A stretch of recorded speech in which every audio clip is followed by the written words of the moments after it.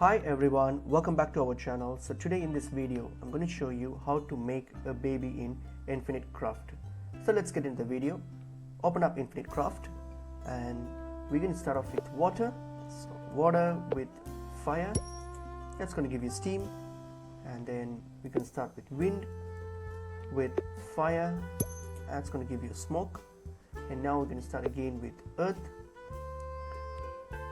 and earth with wind, that's going to give you dust, and then dust with earth, that's going to give you a planet.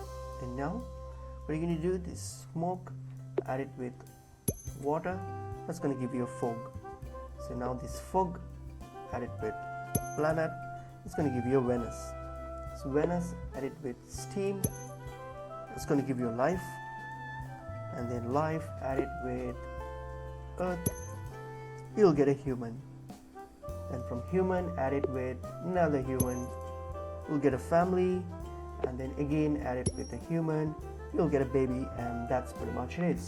Hope this video was helpful. I will see you in another video. Thank you.